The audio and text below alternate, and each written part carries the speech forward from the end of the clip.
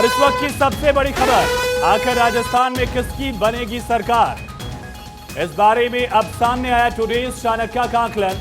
गहलोत को स्पष्ट बहुमत मिलने के हैं संकेत। सूत्रों के अनुसार यह आकलन हो सकता है 99 से 108 सीटों का भी। लेकिन क्या सचमुच 3 दिसंबर को यह आकलन सही साबित होगा? वस्तुतः इस बारे में पक्के तौर पर नहीं कहा जा सकता कुछ भी, क्योंकि इससे पहले बिहार चुनाव में गलत साबित हो चुका है टुडेज चाणक्य का आकलन। दूसरी ओर अधिकांश सर्वे दिखा रहे भाजपा को स्पष्ट बहुमत। तो ये बड़ी और अहम खबर, आखिर राजस्थान में किसकी बनेगी सरकार।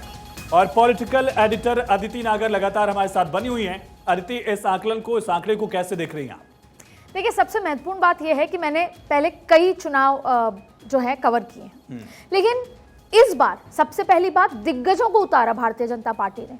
और वाकई में उन दिग्गजों को उतारने के बाद भले ही इंटरनल खींचतान बड़ी हो, लेकिन कांग्रेस जिसकी सरकार होती है और सरकार थी और सरकार होती है तो एंटी इनकम्बेंसी होती ही होती है। और यहाँ पर एमएलएस की भारी एंटी इनकम्बेंसी थी। तो आपने कुछ देर पहले एक बात कही थी, मैं पॉइंट वाइज बता देती हूँ। पहला, बड़े चेहरों को उतारने से कांग्रेस का चुनाव, कांग्रेस के विधायकों के लिए चुनाव बेहद कठिन कर देना।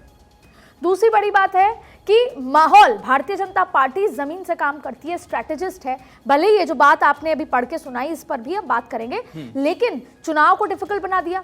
उसके अलावा जिस तरीके से कारपेट बॉम्बिंग हुई, जिस तरीके से नेता खुद जो प्रधानमंत्री हैं वो एक कार्यकर्ता की तरह जमीन पर उतरे, हर मुद्दे को उठाया, भ्रष्टाचार को उठाया, कहीं ना कहीं पूरा माहौल चेंज कर दिया। लेकिन हुआ क्या, दोनों ही पार्टी, और आज हम नतीजे पर इसलिए नहीं पहुंच पा रहे क्योंकि दोनों ही पार्टियों के जो बागी खड़े हुए, उन्होंने दोनों पार्टियों के गेम को खराब कर दिया।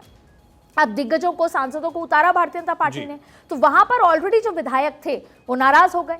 और ऐसी कई सीटें हैं जहां पर 3-3 बागी खड़े हैं और उन्होंने अपनी अपनी पार्टियों के वोट खराब किए हैं। कम से कम 35 ऐसी सीटें हैं, और यहां तक आंकड़ा खिसक के 45 तक भी जाता है, जहां पर आज की तारीख में सर्वे रिपोर्ट में हम आकलन लगा सकते हैं, लेकिन निश्चित रूप पर कोई नहीं कह सकता, खुद वो जो प्रत्याशी लड़े वो नहीं कह सकते कि हम जीत रहे हैं। वो अनुमान लगा रहे हैं कि हम जीत रहे हैं। तो जो ये सर्वेज हैं वो अनुमान के आधार पर होते हैं। लेकिन ये बात तय है कि इस बार खुद मुख्यमंत्री अशोक गहलोत, जो खुद आज दोपहर में भी जब दिल्ली मल्लिकार्जुन खड़गे से मिले, तो उन्होंने दावा किया कि मुझे नहीं पता, मैं एक एक सीट पे नहीं पूछ पाया, लेकिन मेरी योजनाओं को वोट मिलेगा। तो ऐसे में उन्हीं के आधार पर जो चाणक्य का जो रिजल्ट निकल कर आया है, जिसमें अशोक गहलोत को लीड दिखाई है, वो सिर्फ और सिर्फ योजनाएं हैं। क्योंकि अशोक गहलोत ने जो टिकट बांटी वो पुराने जो एंटी इनकम्बेंसी वाले विधायकों को बांट दी। और जब उन्हीं के पार्टी के लोग ये कह रहे थे कि रिपीट होगा, अगर विधायकों को रिपीट किया, जब तक 50% विधायकों की टिकट नहीं कटेगी तब तक सरकार में वापसी नहीं हो सकती है, खुद कांग्रेस के दिग्गज कह रहे थे। लेकिन हुआ क्या, एज इट इज 2018 के चेहरों को उतार दिया गया और फिर भारतीय जनता पार्टी ने दिग्गजों को उतारा। ये सारा गेम जो है, मैं इस बार ये कह सकती हूं कि जो नाराज बागी उतरे, जो निर्दलीय उतरे, उन्होंने पूरा का पूरा गेम ऐसा कर दिया है कि आज भी कोई तय नहीं कर पा रहा। गेम खराब किया या बनाया, ये तो सवाल है अदिति। लेकिन क्या ये रिजल्ट के बाद 3 दिसंबर को भी किंग मेकर हो सकते हैं? ये बाकी ऐसी संभावना बिल्कुल हो सकते हैं। मैं आपको ये बता देती हूं, और बिल्कुल पक्के सूत्रों के लिहाज से। पहला, the fight is really close. दोनों ही पार्टियों के लिए फाइट बहुत टक्कर की है।